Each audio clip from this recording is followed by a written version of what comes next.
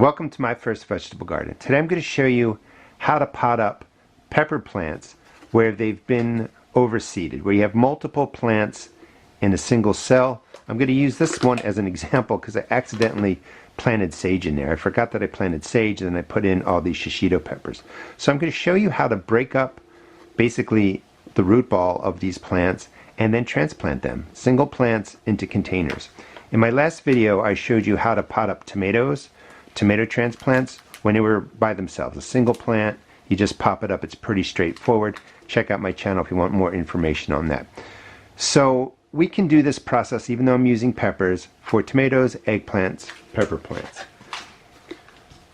When you notice that you have your peppers, maybe you seeded too many just by mistake, or you wanted to make sure they germinated, then all of a sudden you have 3 plants growing in there. I have a sage, that's the 4th plant.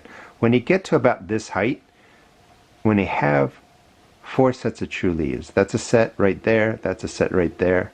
The leaves down here are the first leaves that pop out. They're not true leaves, so you're waiting for this to show. Let me make sure it's in the view of the camera. And when it's about that size, you could thin these down, like you could remove these pepper plants if you don't want them. Just leave 1 plant in there.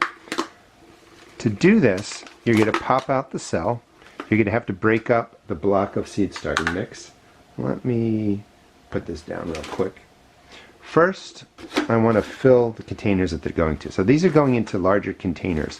1 plant per. You could use yogurt cups, as I mentioned before.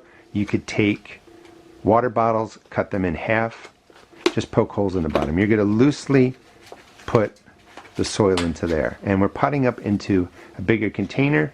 The plants here are about, actually I can tell you exactly how old they are. These were started on 12/16, so these are about 4, 5, 6 weeks old.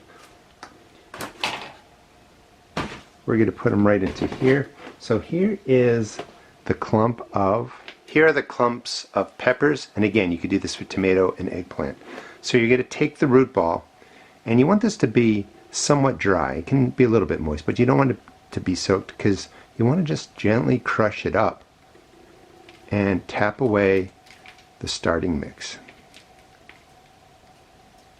You want to be somewhat careful. They're going to survive just fine. And then you gently pull them apart. You don't want them to tear.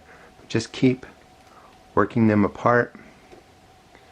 And here is, if they're still stuck, give them a tap. 1 pepper plant. This is a sage on the right. Put that over there for later. Another sage plant. So I have 2 pepper plants. And then in here, again, give it a tap. I think I have 2 peppers. Now the video actually cut out in the middle, so I had to start it again, and it gave me a chance to watch the video. I said 4 sets of true leaves. 4 sets would be 8 leaves. It's 2 sets of true leaves. 1, 2, 3, 4. 2 sets make 4 leaves, and that's when you want to transplant these up. So I have 4 pepper plants. You can see that the roots look pretty good. They're usually spread out, so they're going to need some time to spread out again in your new cell that you're putting them in, your new container. You want to do this pretty quickly. You don't want to wait too long. This is going to start drying really fast, and that can damage the roots. So let's put these over here. These are 3 that I already did. So we loosely fill up your container and then just put a nice deep hole in there. You want to drop this in almost so that it's sitting like that in the hole, about to the same level. A little bit above it is okay.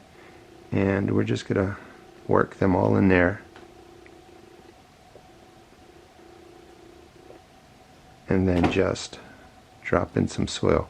At that point you can give it a little gentle tug, press it in, a little bit more soil, press it in, and let's do the other ones. Just a quick hole right down the center. The reason you want these to be in larger containers is you want to grow a nice big root system so that the root system can support great growth when you finally get them outside. And if you check out the video description, you'll see a whole series on starting seeds indoors that talk about watering and fertilizing, which you'll do after you do this. I bottom water, give them some fertilizer. Gently drop it in. Let me move my hand.